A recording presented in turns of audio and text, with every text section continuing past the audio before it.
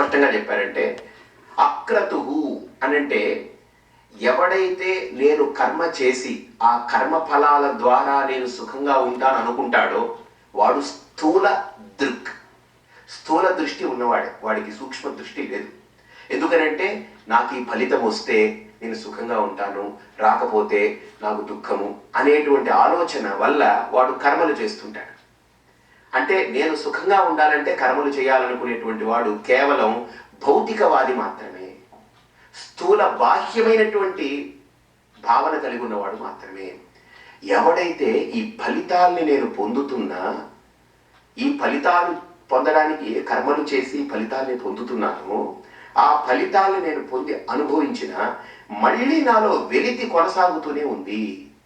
ఏ ఒక్క ఫలితము కూడా నాలో ఉండే వెలితిని సమూలంగా తీసిపారేయలేదు ఇంతవరకు.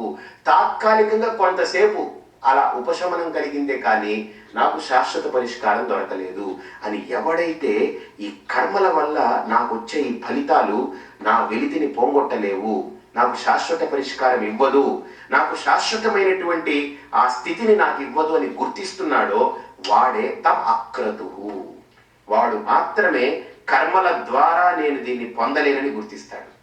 ఎప్పుడైతే కర్మల వల్ల నాకు ఈ స్థితి రాదని గుర్తిస్తున్నాడో, జ్ఞానాన్ని నేను పొందలేను, తత్వాన్ని చేరుకోలేను కర్మల వల్ల అని నేను గుర్తిస్తున్నాడో ఒక సాధకుడు, న కర్మణ న ప్రజయా ధనేన త్యాగేన ఏకే అమృతత్వమానసు. స్పష్టంగా శృతి కూడా బోధిస్తుంది, కర్మల వల్ల నువ్వు ఈ తత్వాన్ని చేరుకోలేవు, కర్మల ద్వారా ఈ జ్ఞానాన్ని నువ్వు పొందలేవని చెబుతుంది. కారణం కర్మ పరిమితమైన ఫలితాన్ని ఇస్తుంది. ఎందుకనంటే కర్మ పరిమితం కాబట్టి, పరిమితమైంది కాబట్టి కర్మ.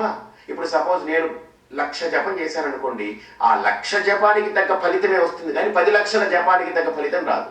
నేను 10 లక్షలు చేస్తే 10 లక్షలకే పరిమితం నా ఫలితం, 1,00,000 చేస్తే 1,00,000కే పరిమితం. కానీ ఈ ఫలితము కూడా పరిమితమైనది. కారణం దానికి కర్మ పరిమితమైంది. ఏ కర్మైనా పరిమితమైనదే, పరిమితమైన కర్మ నుంచి వచ్చే ఫలితము పరిమితమైనదే. ఆ పరిమితమైన ఫలితము నాలో పరిధుల్ని చెరపలేవు, నాలో ఏర్పడ్డ వెలితిని పూడ్చలేదు అని గుర్తించిన వ్యక్తి వాడు కర్మ ద్వారా దీన్ని పొందలేనని గుర్తిస్తాడు. కానీ కర్మని విడిచిపెట్టడు. కర్మ చిచ్చి ఇంకా కర్మ నాకు వద్దని వదిలేడు. గుర్తుపెట్టుకోండి, కర్మ ద్వారా నేను దాన్ని పొందలేనేమో కానీ కర్మ నాకు సహకరిస్తుంది. నేను ఇక్కడ బ్రతకడానికి కర్మ కారణం. ఆ కర్మలని నేను విమర్శించను, కానీ కర్మలే నా బ్రతుకుకి పరమార్థం అనుకుంటే పొరపాటు. బ్రతకడానికి కర్మలు సాధనమే కానీ నా బ్రతుకుకి పరమార్థమే కర్మలు కావు. నా జీవిత లక్ష్యం కర్మలు కావు. జీవన విధానానికి కర్మలు సాధనాలే కానీ ఆ కర్మల్ని అంతవరకే నేను దానికి ఉన్న పరిధిని గుర్తించి, దాని యొక్క పరిమితత్వాన్ని గుర్తించి, దాని లిమిటేషన్స్ని గుర్తించి దానిని నేను చేస్తూ పోతాను. అంతే తప్ప కర్మలే నా పరమావధి కాదు, కర్మలే నాకు లక్ష్యం కాదు. కాబట్టి ఇక్కడ అక్రతు అనంటే కర్మలు విడిచిపెట్టాడని కాదర్థం.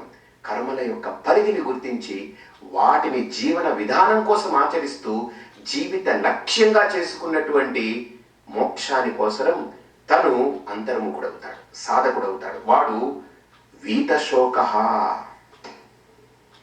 పశ్యతి.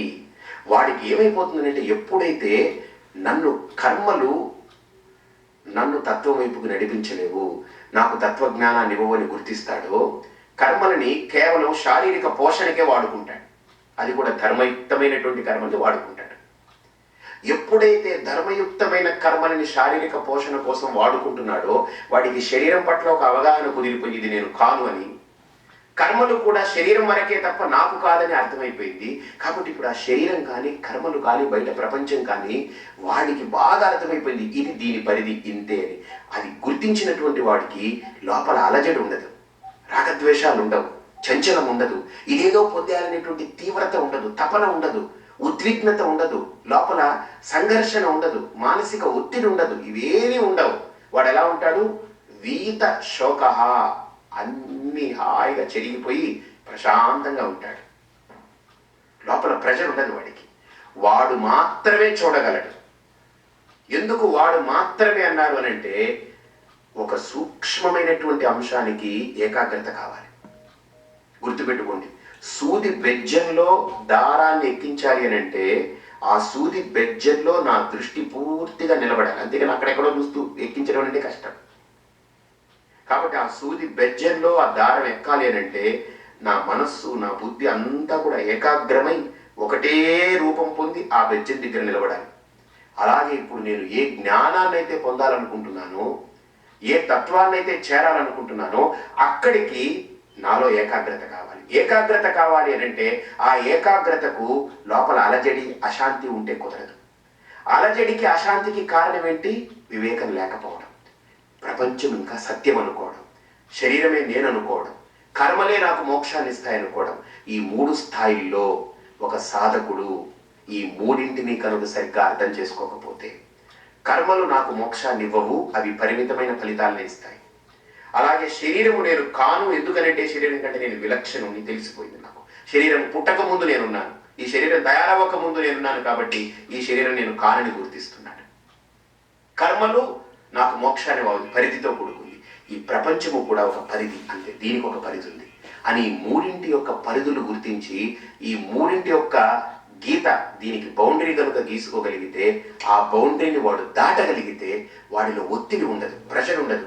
ప్రపంచం నుంచి వాడికి ఏదైనా లాభం వచ్చినా, నష్టం వచ్చినా, సుఖం వచ్చినా, దుఃఖం, వాటన్నిటిని హ్యాండిల్ చేస్తారు. ఎందుకని? ఇబ్బంది లేదు.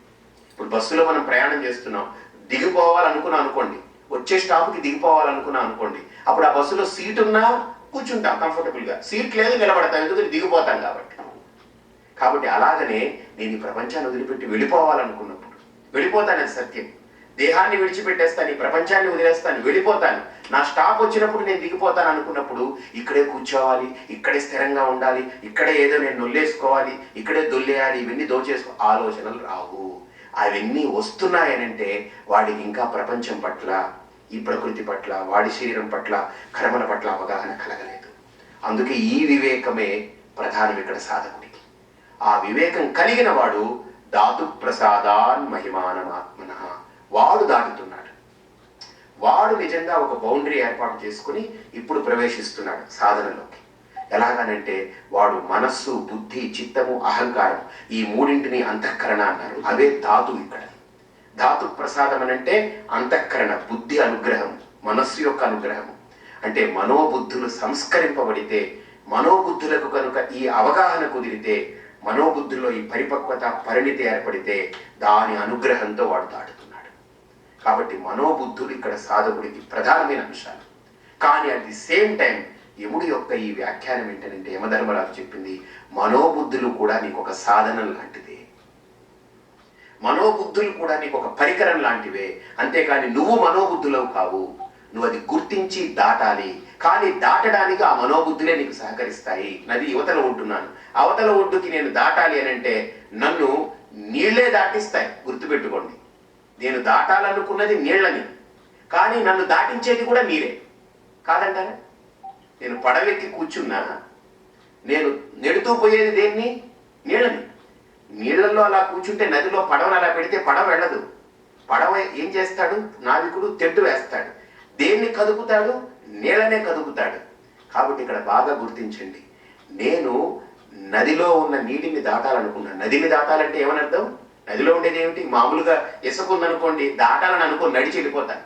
కాబట్టి నదిలో ఉండేది నీరు, ఆ నీటిని దాటాలనుకుంటున్నాను. నన్ను ఆ నీటి నుంచి దాటించడానికి ఏది ఉపయోగపడుతుంది తెలుసండి? ఆ నీళ్లే ఉపయోగపడుతుంది. మళ్ళీ అలాగే మనోబుద్ధుల్ని నేను దాటాలనుకుంటే ఆ మనోబుద్ధులే నాకు సహకరించాలి. అవి సహకరించకపోతే నేనేం చేయలేను.